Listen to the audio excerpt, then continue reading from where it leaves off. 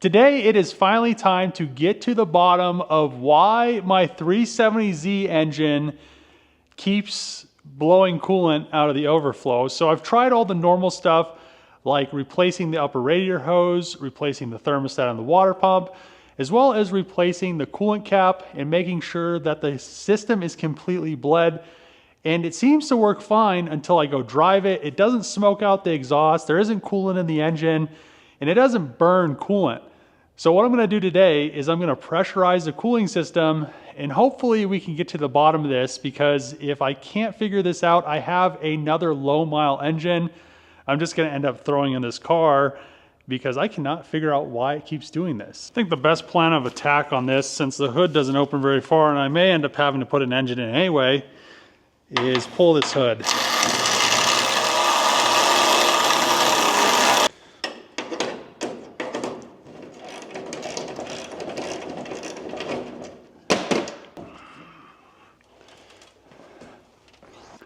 This is the 5th one of these I've gone through, and I'm not even a production shop.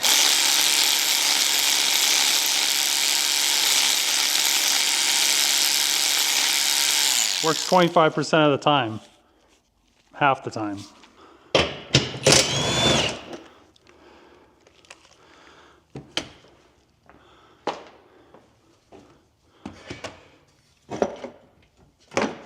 All right.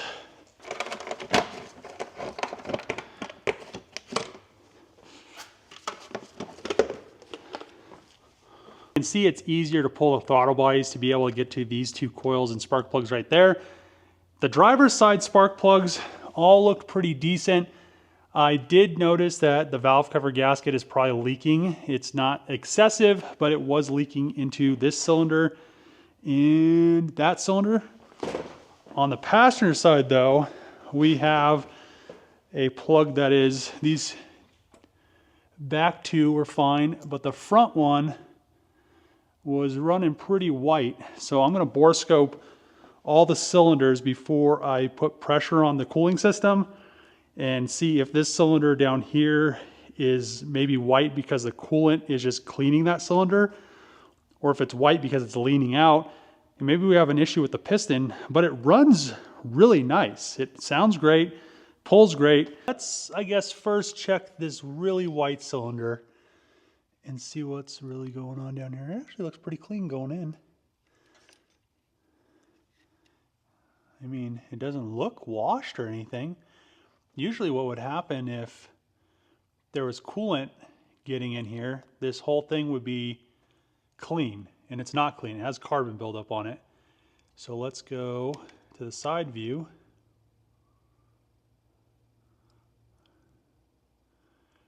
I mean, it looks relatively good in there. I mean, the valves are still dirty. They look like they're getting cleaned up though. I did delete all the evap stuff, or not the evap, but the PCV stuff. Let's go back down for the other side. Yeah, you see that valve's white. Piston looks good. That valve looks good. I really don't see anything that's concerning.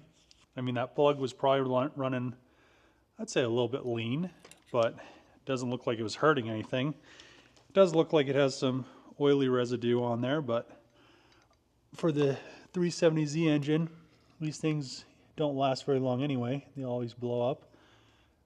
That one doesn't look super clean, like it's being washed or anything on the edges. Usually you'll start to see really clean spots. I mean, it does have some cleaning going there, but it's not enough to think there's a blown head gasket. This one's a little bit cleaner, but I'm not gonna say it's super clean. Let's go next. The valves still have carbon on them. These valves and all this stuff still has carbon on it. I don't think it's has a blown head gasket there. Okay, let's go to the other side. You can see there's a leak from the valve cover gasket. Oh, there's our clean piston right there. I'm gonna have to say that looks pretty clean. Look at that. I guarantee that's where a blown head gasket is. Let's look up here. Yeah, all this stuff, look how clean it is. Look how clean all that, I guess the piston doesn't look super clean there, but I think this is our culprit right here.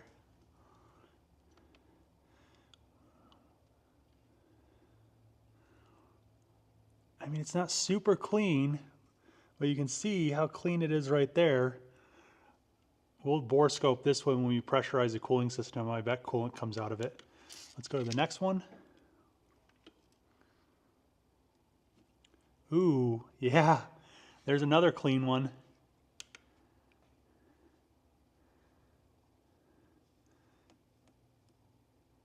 Yeah, see how clean that head is right there? Looks like the driver's sides are a culprit right here.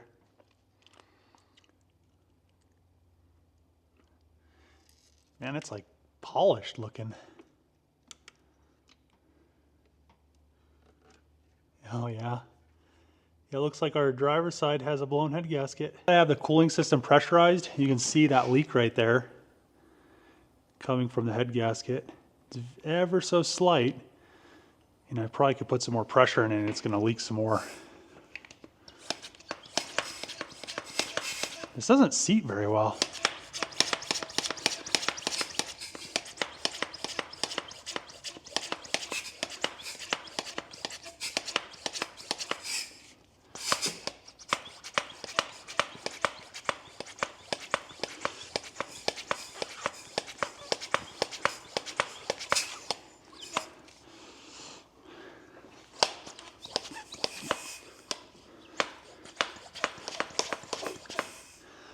You can see the coolant leaking.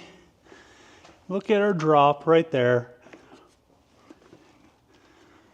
So that means I think the other engine needs to go in it. Oh, look at that. A nice run. So yeah, this engine needs driver's side head gasket.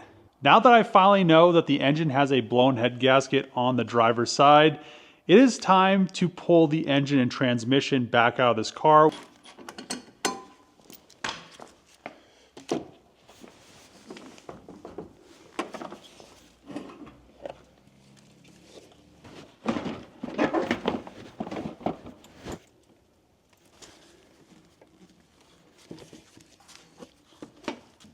The one thing I'm going to have to say is these front mounted intakes right here, they say that they give you more power, and that might be true, but they're literally not getting any colder air than you would with the factory intake.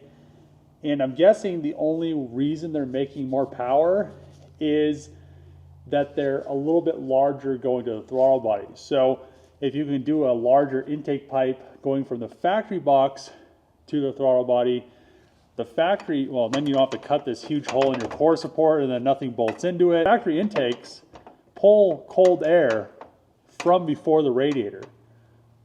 So they're probably getting better airflow than this whole setup.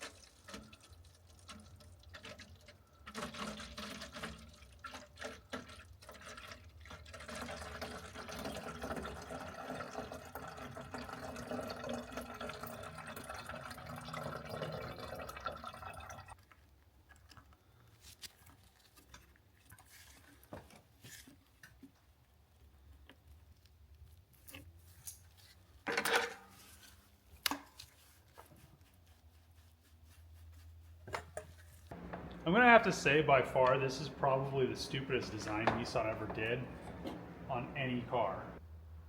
The fan is part of the core support, and you can't get the radiator out unless you disconnect all the hoses. You can't get the core support off unless you disconnect all the hoses. It's so stupid. Whoever designed this should have got fired. Not 100% sure yet, but I may have ended up with another 370Z V6 dud. So I pulled the spark plugs. The spark plugs are brand new. I'm just kind of concerned with how the pistons look. The oil, it came out pretty black, but it, see this foam right here?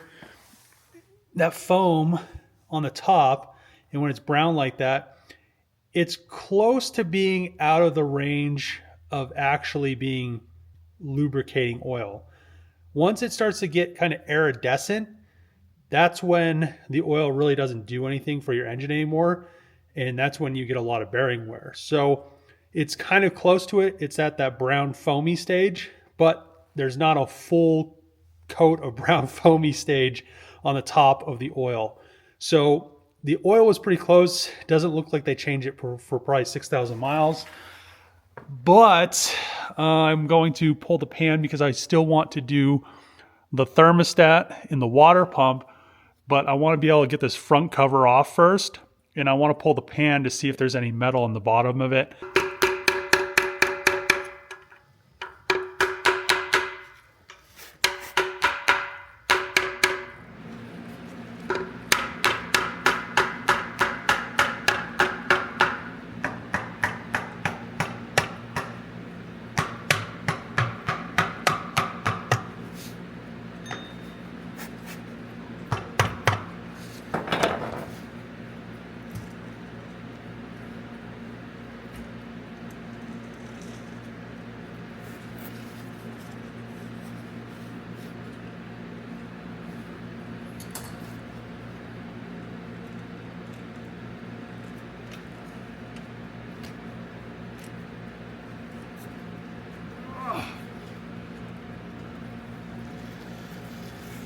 Doesn't look like there's any metal flakes or anything in the bottom of the oil pan, which is pretty reassuring because this the pistons didn't look that great. So I'll show you the pistons in a little bit. I have all the accessories off the front of the engine as well as the timing cover, and I also pulled the tensioner so we have some slack in the chain.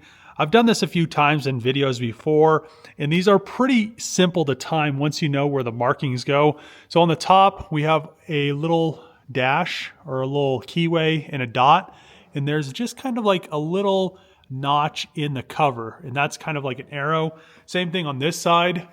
There's an arrow right there. We have our notch. And then, like I said in my previous video when I did this, everybody kind of has this wrong where this timing keyway goes. So it's not the keyway that goes to this little dash. It's actually that little tooth behind the keyway. Goes perfectly to it, and you're 100% in time. So really everything in here, it looks pretty good. I mean, there's not a bunch of coking or buildup. It looks like the oil was changed in decently good intervals. The one thing that I did notice is just like my other engine, this looks really dark. It's like it's discolored the thermostat housing, like the inside of the thermostat housing, like the aluminum is discolored. So hopefully this doesn't have a blown head gasket too. It didn't seem like it. All the pistons had a decent bit of black to them. There was one that had a little bit of like a clean spot on the edge of the piston. I'm hoping that's not a head gasket failure starting, because I'm doing all this work again to one of these engines. But what I'm going to do now before I do the water pump is I'm going to do the gallery gaskets. I always do these like I did on the last one. This one also looks good, so it really shouldn't need to be changed, but since I'm already in here, it just makes sense to do it and not have an issue later on down the road. Another weird thing, the last one of these I did, it had like a mouse nest in the center. This one had like, look, it's a bunch of snail shells. It's like 1 million snail shells in there. I guess snails love to live in the center of 370Z engines. But yeah, let's get this done, that done, the tensioner back on. Oh, another thing with the tensioner is you could reuse your tensioner. You just pretty much have to push it back in and put a pin in it. I know a lot of people say don't do that, but I've never had issues doing it with SRs or KAs or any of these VGs or VQs. So I don't think it'll be an issue as long as the engine doesn't have 1,000,000 miles on it. And when you look at the piston, as long as it doesn't have any weird chatter marks or wear. Another thing is these tensioners are aluminum. So when you put it in a vise, just go very slow and push it in. And then once you get it to your spot, you can put a little pin in there, and that'll make it so when you put this on, it's not loaded, and then it'll load when you pull that pin out, which is really nice.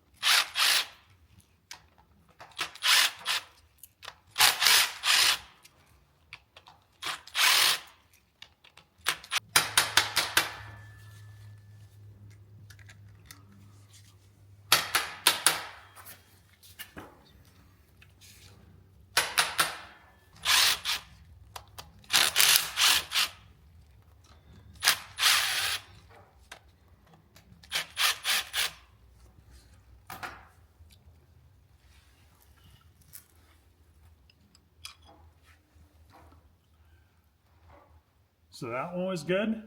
We have no blowouts, which is a plus.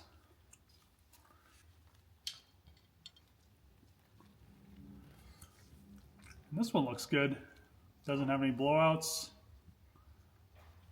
Pretty loose though. I wonder if they redid these already. I'm going with the upgraded style, but they're just not. Everything was pretty loose, and usually these are pretty brittle for how old they are. Yeah, I wonder if they already redid these once before. Good thing is this is pretty simple. The one thing I like to do is upgrade these bolts. So make sure you put this thing behind here. And then you want to make sure the gasket isn't going to fall out of there. Same thing with the larger one. Another tip is when you're putting this on, make sure you're behind that gear.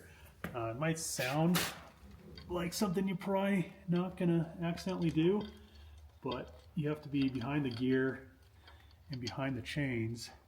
And it's really easy to start screwing this in and then it being in the wrong position.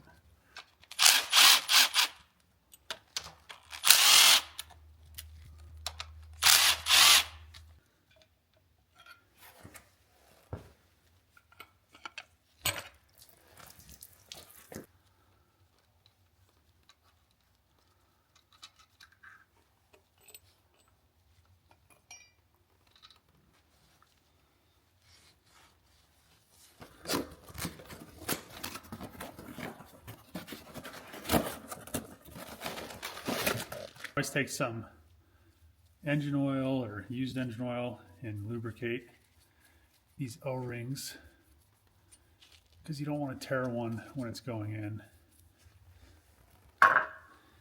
People say use coolant. It really doesn't matter. Whatever's in there will get washed out by the coolant. Anything in here, it's always going to be dry unless the pump's bad anyway, so it really don't matter. Now to install this pump, you just stick it in like so. And now you can just reclock it to the right position.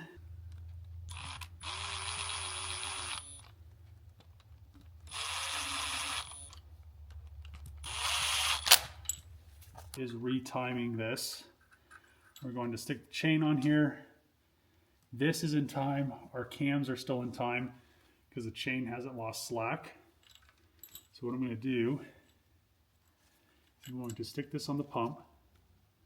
Pull, make sure you have all the slack out of it so the pump rotates. So all you have to do is get it on the keyway and you just turn it, hold it with your finger so there's no slack in it.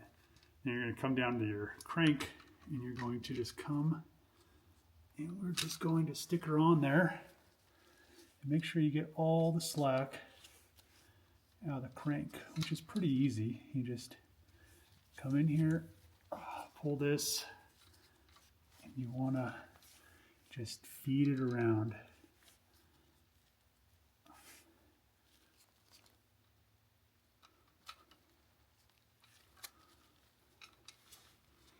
Like so.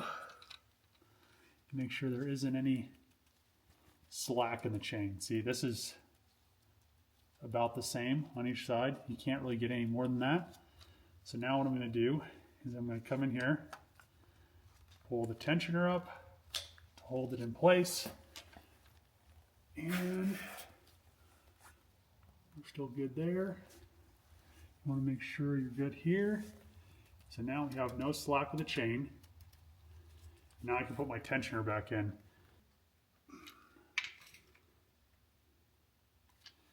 And now all you do is you pull your pin, your tension's set. I'm going to rotate it over a few times and make sure that we're still in time. This should rotate over really easy. What I recommend is doing it with no spark plugs in,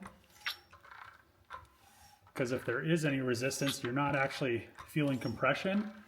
And if there's any resistance turning, that's it hitting a valve. So you want to just keep going and going and going a few times. And now we're coming back around.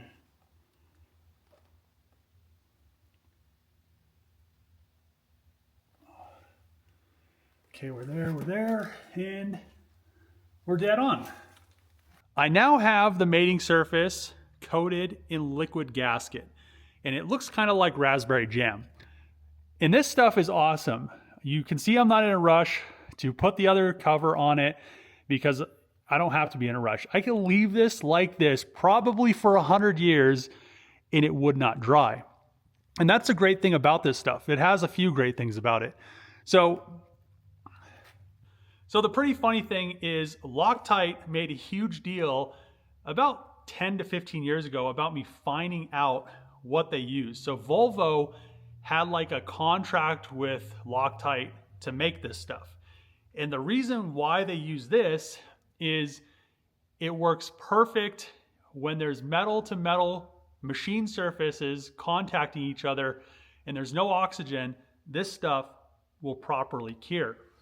And the great thing about that is this will cure. But the other great thing about it is it's made for engines. So on Volvos, when you have your valve cover, it is also your cam caps. So you can't have a huge gasket in there and you can't have RTV in there because it will actually space it out and it will cause inconsistencies in your tolerances. So that's why they made this stuff. And that's why I'm using it on here, because you don't really have to rush.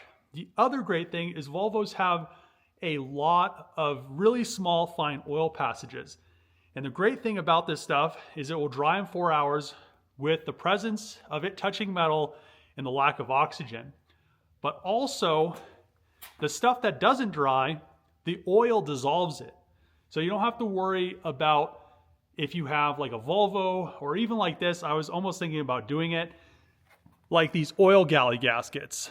You actually don't have to buy the Nissan ones. You can just use this stuff because anything that doesn't have metal touching it and still has oxygen is just going to wash away. And the oil is going to dissolve it. It's not going to plug up on your screens.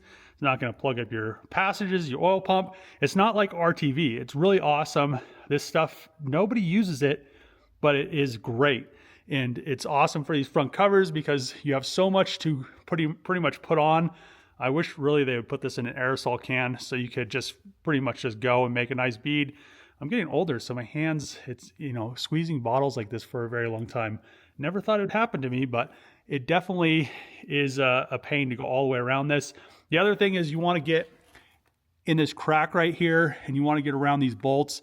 So when you put the cover on, it's actually going to seal that, because you don't want to have any oil seeping out.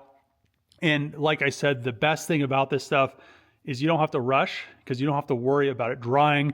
Plus, most people use RTV wrong. So silicone RTV actually says on the back of the bottle that you're supposed to put it on and let it pretty much set almost, and then you put the cover on. But I feel like it would leak because you're not consistent doing it. So I just use this stuff on the oil pan. That is not a machine surface, so this will not work on something that's stamped steel. It probably would, but I'm not sure. I might use it, I might not. But you just have to be careful with that. And I think the reason why it doesn't work, and since I'm going to a machine surface it might work, is it is actually coated and not bare metal, so it won't see the metal, or it won't detect it because it's a chemical composition, so it won't cure. But it might cure because there's no oxygen. I don't know.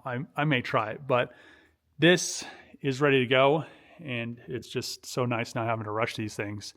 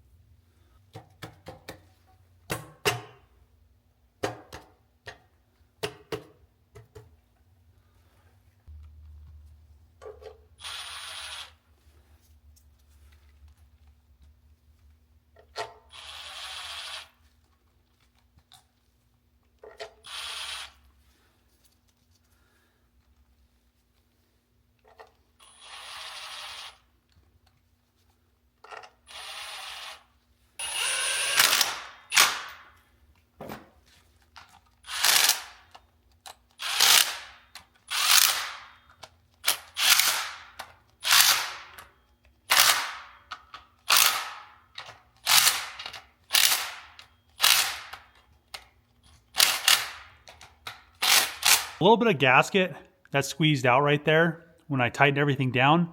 When I pressure wash this engine, it's going to pressure wash away. The same thing on the inside. You can see that nice bead of the gasket material that has squeezed out. The oil will dissolve all that, and it'll be gone. And it'll be perfect cover. You don't have to worry about it. And when you pull it apart, you don't have to scrape off all that excess RTV. You just have to sand down the surface or hit it with an emery cloth. You can see in here we have a little bit of excess. I might wipe some of that down so we're not dissolving all that in the oil. But at the end of the day, that's what this stuff's made for. It really doesn't matter. So we have everything ready to go, assembled. Now I'll put the new gaskets on and put all this back together. The one thing you don't want to forget is there is a little screen that goes in here to catch any debris.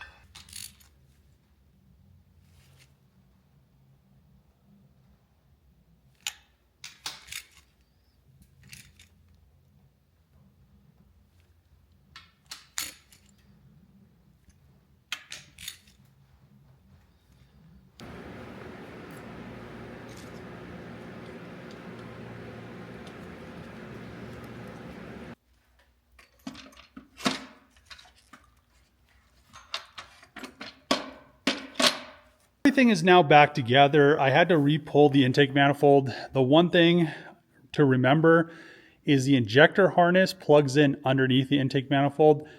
So make sure to plug it in or you'll have to pull the intake manifold back off. I also decided to delete the coolant that runs through the throttle bodies. A lot of people are very torn on this because some people say that it's going to freeze your throttle bodies. The throttle body on my Hellcat doesn't have any coolant running through it. I don't think any Hemis do, and they never freeze. I deleted on my Ranger. I've deleted on a ton of 240s and SRs and VVLs. You don't need it. It's not going to freeze. If you have that much condensation in your intake, it's not going to be cold enough to freeze. So I wouldn't worry about that. We have all our radiator hoses on. I got a new belt. I try to replace as much of the stuff that is just kind of preventative maintenance as I can. I'm still going to need to bolt the oil pan on and reseal it, but I'll do that after it's in the car. The only reason I'm going to do that is because it's easier to lay under the car instead of laying under here with this thing on jack stands. So first thing that I need to do before I throw it in the car is I want to put the exhaust manifolds on. I'll probably end up using them, but I'm going to need a grind. They didn't even clean up all this stuff. So this is pretty much, I believe, a copy of a Tomei manifold. And then the downpipes in full exhaust. The only thing that I'm worried about is how this is all welded together. So I guess I'll throw it on the car and see how long it lasts. But yeah, that inside, you can see it better there. Yeah, that's super nice. So let's grind all this stuff down. It'll probably take a little bit of time and then I could throw these on.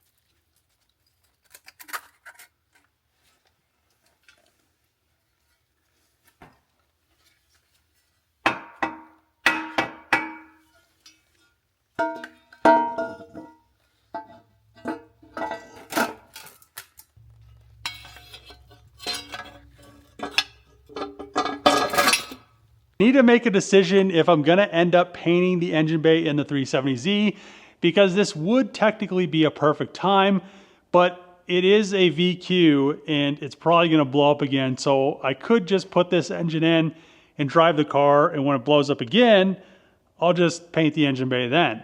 But I need to figure that out.